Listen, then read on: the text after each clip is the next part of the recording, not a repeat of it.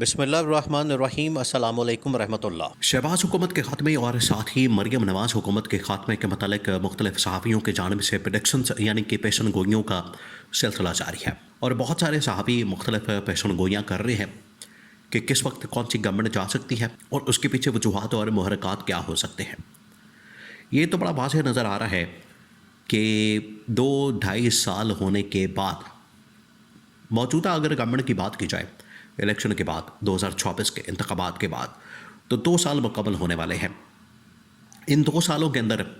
حکومت نے جو کیا، حکومت نے جو عوام کے ساتھ کیا، ملک کے ساتھ کیا، وہ تو اب لوگوں کے سامنے ہے۔ اس میں کوئی ڈھکی چھپی بات نہیں ہے۔ جو انہوں نے ملک کا بیڑا گرک کیا، ملک کے اندر تباہی اور بربادی پھیری، وہ تو دنیا کے سامنے ہے۔ لیکن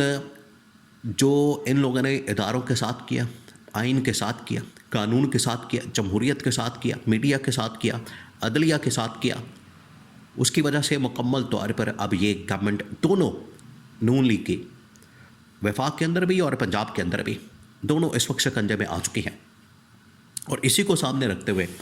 مختلف صحافیوں کی جانب سے باقاعدہ طور پر یہ پریڈکشنز کی جا رہی ہیں کہ نون لیگ کی حکومت پنجاب کے اندر بھی اور وفاق کے اندر بھی اس وقت مشکلات کا شکار ہے، اور کسی وقت بھی کسی بھی گورنمنٹ کو نکالا جا سکتا ہے۔ اس کا جو آغاز ہوگا، دیکھیں دونوں صورتیں ہو سکتی ہیں۔ یا تو وفاقی حکومت کو پہلے بھیجا جا سکتا ہے، شہباز شریف کو گھر بھیجا جا سکتا ہے، اور ریپلیسمنٹ جو ہے وہ ٹاپ لیول کے اوپر کی جا سکتی ہے، وفاقی سطح کے اوپر کی جا سکتی ہے،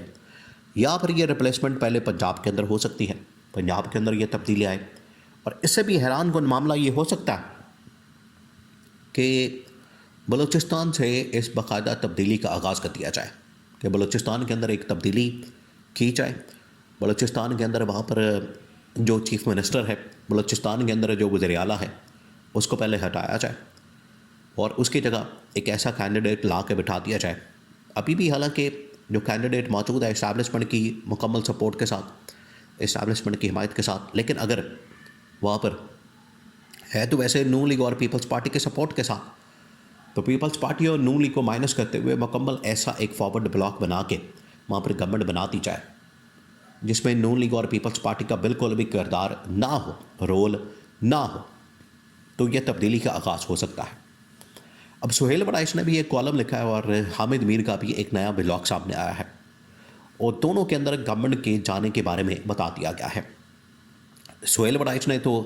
وفاقی حکومت کے بارے میں لکھا ہے، اور حامد میر نے تبصرہ کرتے ہوئے پنجاب گورنمنٹ کے متعلق بتا دیا ہے کہ یہ جو پنجاب گورنمنٹ کی جانب سے اس وقت کام کیا جا رہا ہے، اور جس طریقے سے انہوں نے سب سے زیادہ خاص طور پر پنگے بلکہ لیے ہیں عدلیہ کے ساتھ، وہ اب ان کے گلے پڑنے جا رہے ہیں، اور یہی اس حکومت کے خاتمے کا سبب بنے گا، اور اسی کی وجہ سے پنجاب گورنمنٹ گھر جائے گی۔ اب وفاقی حکومت کے متعلق، شہباز شریف کے متعلق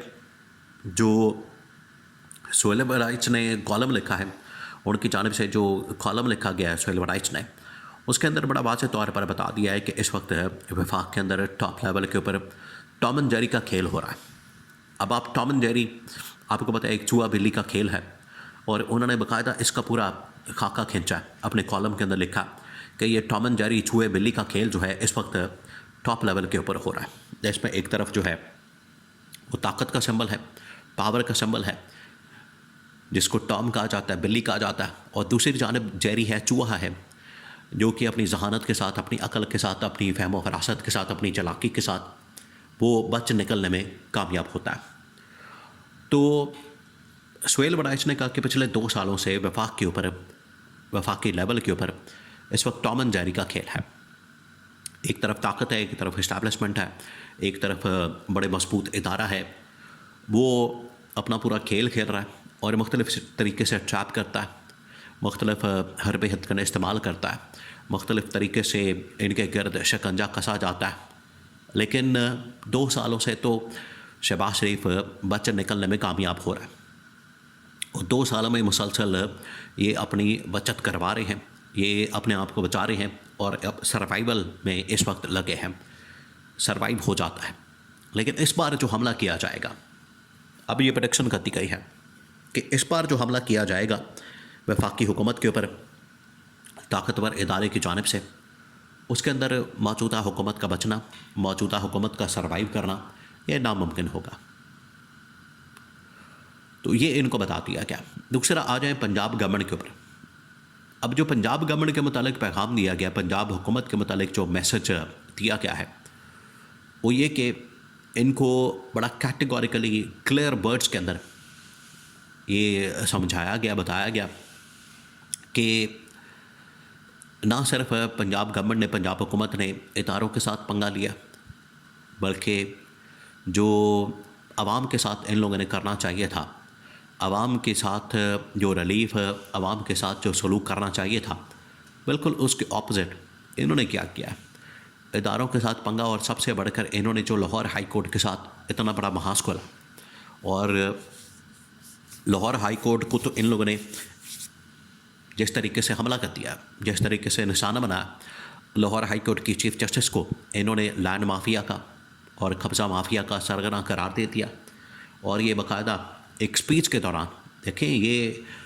ٹویٹ کے اندر نہیں کہا گیا، یہ ٹک ٹاک کے اوپر نہیں کہا گیا، یہ فیس بک میسج کے اوپر نہیں کہا گیا، یہ ویڈیو کے اندر نہیں کہا گیا، بلکہ ایک تقریب کے اندر خطاب کرتے ہوئے مریم نواز کی جانب سے ٹھیک اسی دن، جس دن آرڈیننس کو لاہور ہائی کورٹ نے معطل کیا، اس آرڈیننس کو معطل کرنے کے ساتھ ہی اسی دن ہی